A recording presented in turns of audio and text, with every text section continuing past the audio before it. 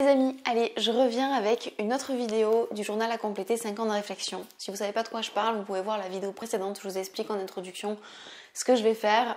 Là encore une fois, je vais prendre à nouveau 7 jours, donc du jour 8 jusqu'au jour 14, pour vous parler de ce journal. En fait, je vais faire ça semaine après semaine, à chaque fois 7 jours.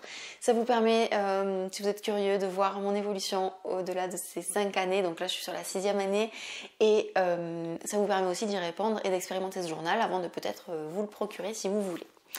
Je vous mettrai peut-être le lien du journal dans la description des vidéos, je sais pas, c'est pas un lien affilié, je suis affiliée avec rien moi, mais bon, voilà, si vous avez envie de vous le procurer, c'est super cool. Alors, j'en étais au 8 janvier. Le 8 janvier, la chanson qui tourne en boucle dans votre tête. Alors, depuis 2 jours, la chanson qui tourne en boucle dans ma tête, c'est la chanson Chipolata de Théo Lavabo. C'est une catastrophe.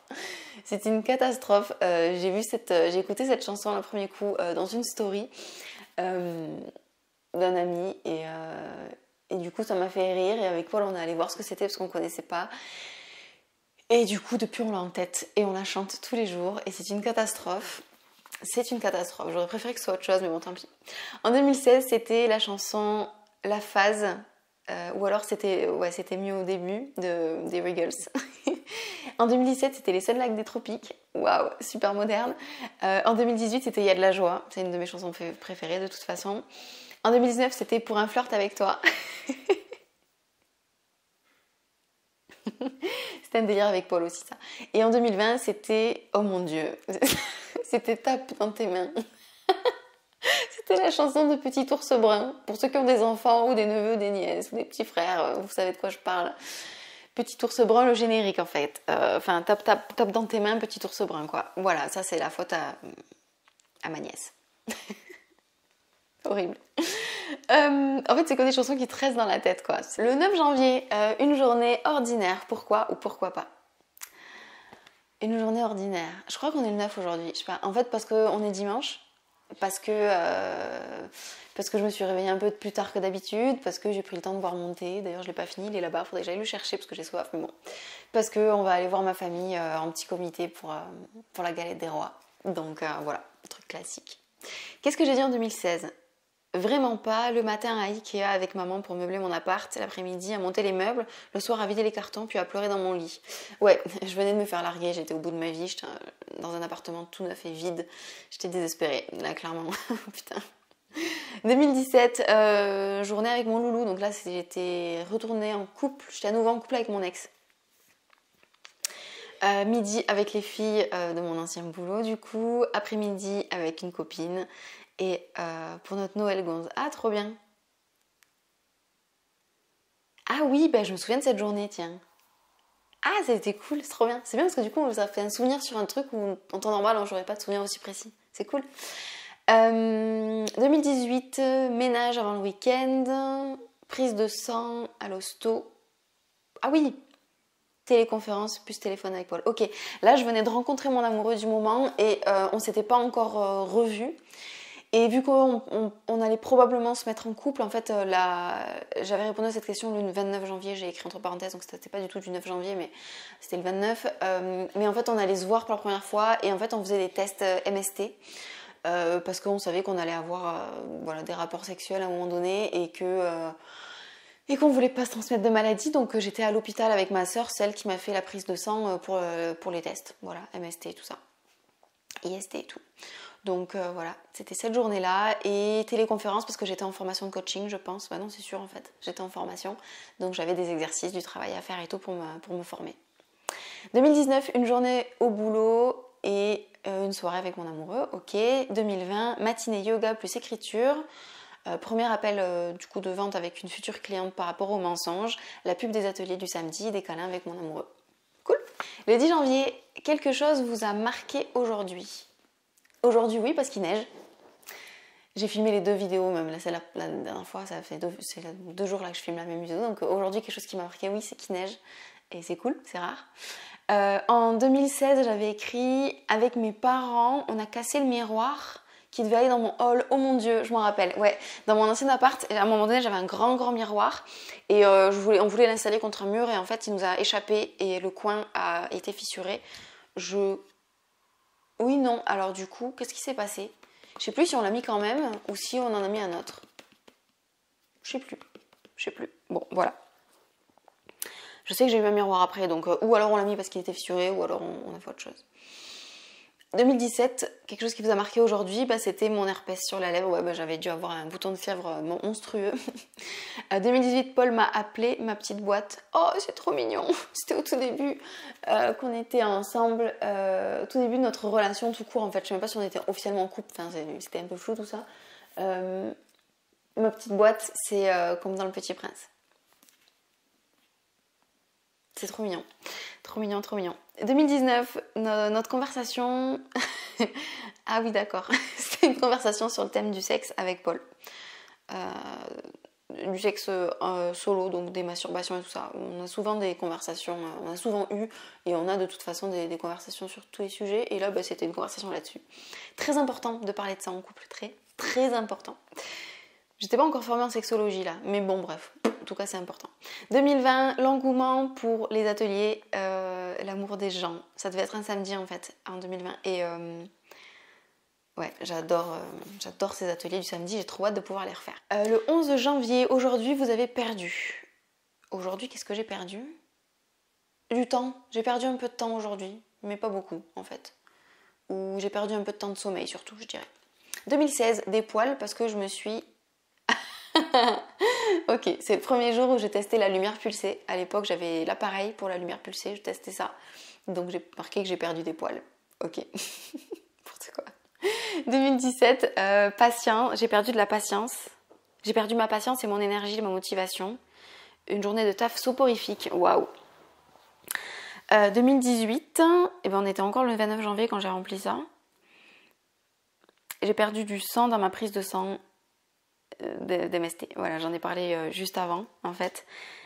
Et en vrai, le 11 janvier, j'ai marqué que c'était le jour où je suis allée au concert de Hans Zimmer. Le concert qui devait être retranscrit au cinéma, je pense. Ça devait être ça. 2019, j'ai perdu de l'inspiration pour répondre à cette question. En gros, j'avais rien à dire. Et 2020, du temps de sommeil. Oh, bah c'est pareil qu'aujourd'hui, tiens. Bon, bah j'ai des problèmes de sommeil apparemment. Le 12 janvier, votre accessoire préféré? Mon accessoire préféré. Oh, un accessoire préféré. C'est très difficile de répondre à cette question. Un accessoire. Bon là tout de suite c'est ce que je vois devant moi. Je dirais mon casque Bose. Le casque que j'ai qui est Bluetooth qui sans fil parce qu'il est très pratique et que ça faisait 3 ans que je le voulais. Et je me suis enfin offert cette année, enfin en 2020. Donc je dirais que c'est ça, mais je suis sûre que c'est pas la meilleure réponse que je pourrais donner si je réfléchissais un peu. Mais bon, on va dire ça. En 2016, j'ai marqué cet objet, le journal. En 2017, j'ai marqué mon porte-chargeur. Ah, et mon bol tibétain, il est là-haut. Ok, en 2018, j'ai marqué mes livres, mes stylos. D'accord. Bon, c'était une journée d'écriture apparemment. En 2019, j'ai marqué mon sautoir Yggdrasil, ma brosse à cheveux en bois et ma bague de fiançailles. Oh oui, c'était celle-là. On n'avait pas encore acheté l'autre. Oui, parce que j'ai 2 bagues de fiançailles. J'ai 2 bagues de fiançailles et aucun mariage. C'est pas magnifique ça? En 2020, mes bijoux en pierre. Janvier 2013, la destination idéale de votre prochain voyage. Voyage non, mais je veux faire une retraite de yoga. Donc je dirais que c'est le lieu dans lequel je ferai cette année, j'espère, une retraite de yoga. En 2016, j'ai marqué encore et toujours les USA, la Californie, le road trip que je n'ai pas pu faire avec Chouchou. Et oui, vous vous en rappelez peut-être, mais Valentine, elle est partie aux États-Unis pendant 1 an. Et on devait, à la fin de son contrat fille au père, je devais la rejoindre pour qu'on fasse un road trip en Californie. Et au final, je ne l'ai pas fait. Je pense que ça, c'est un regret en fait. En fait, je sais que j'aurais pas pu faire autrement, mais je sais que c'est en fait un petit regret parce que je pense que je ferai plus jamais ça de ma vie. Et c'était une année où j'avais l'opportunité de le faire. Et je suis vraiment dégoûtée de ne pas l'avoir fait en fait, parce que je l'ai fait parce que j'ai privilégié mon emploi Mes patrons me disaient on peut pas t'empêcher d'y aller si tu as envie d'y aller, mais c'est pas réglo pour nous. En gros, c'est ça qu'ils m'avaient dit, ça me faisait partir 3 semaines et c'était pas simple pour eux, même si en vrai ils auraient survécu. Et moi je voulais qu'ils m'embauchent et je me suis dit si je fais ça, ils auront un prétexte pour ne pas m'engager. Donc je voulais mettre toutes mes chances de mon côté pour rester dans cette entreprise. Au final, ils m'ont quand même pas engagée et je me rappelle que le jour où ils m'ont dit qu'ils me gardaient pas, bon, en plus d'avoir fondu en larmes, j'ai regretté de ne pas être partie en voyage à ce moment-là. Donc bon, tant pis, ce sera un regret. 2017, le monde, j'aimerais aller partout. 2018, le Cambodge. 2019, poursuivre mon voyage intérieur. Ah oui, parce que le 12, 13 et 14 janvier, j'étais dans la yourte avec Paul pour notre première retraite de silence. C'était trop bien. Ça a eu un déclic de fou pour moi. Et 2020, une rando trop cool avec Chou. Donc du coup, destination de voyage. Comme quoi, encore une fois, plus ces 5 années ont passé, plus me suis ressentée sur des choses essentielles. C'est-à-dire qu'au début, c'était vraiment des voyages pour voyager. Après, c'était visiter le monde entier. Puis ensuite, un pays particulier. Je sais pourquoi le Cambodge. Puis après, c'est revenu sur quelque chose de plus introspectif, en fait, et plus simple, en fait. Voyage intérieur et randonnée. Et là, du coup, je parle d'un lieu de retraite de yoga. Donc, comme quoi, ça change. 14 janvier. Plutôt maître ou disciple? Waouh. Alors, j'aime pas beaucoup le mot disciple. Dans mon cadre de référence, des disciples, c'est des personnes qui suivent la discipline d'un autre. Et maître, c'est quelqu'un un peu qui se positionne au-dessus. Donc, j'ai un peu du mal avec ces définitions. Si je le ramène à quelque chose de plus simple, est-ce que je suis plutôt quelqu'un qui inspire ou quelqu'un qui est inspiré? Si je réponds ça comme ça, c'est les deux parce que j'ai énormément de personnes qui m'inspirent et dont je m'inspire pour avancer. Et à la fois, je sais que je suis des fois, dans mon métier, je suis souvent une source d'inspiration pour les personnes qui me suivent par rapport aux mensonges par exemple, ou le coaching ou les ateliers et tout. Et j'ai des personnes qui me considèrent comme au-dessus d'eux, c'est pas vrai, mais ils me considèrent comme la personne. J'ai une cliente qui m'a dit ça il y a pas longtemps, elle me dit je sais que tu as la réponse en fait, je sais que tu es la personne qui a la réponse, donc je viens de poser la question. Et du coup, j'aime quand même pas bien ces mots. En 2016, j'ai marqué absolument maître de ma vie, je suis le seul maître qui décide dans quelle situation je veux être disciple. Dis donc. Ok, 2017, 2018, 2019 et 2020, j'ai marqué idem. Donc voilà, je devais manquer d'inspiration toutes ces années. Et je pense que la réponse que j'ai donnée aujourd'hui et celle de 2016, ce sont les 2 bonnes réponses à donner à ça.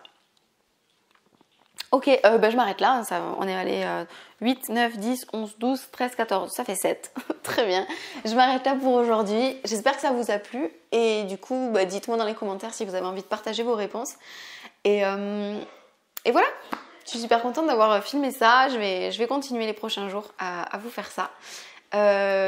Écoutez, je vous fais des bisous et je vous retrouve bientôt dans la prochaine vidéo qui parlera d'un truc comme ça. Bye bye!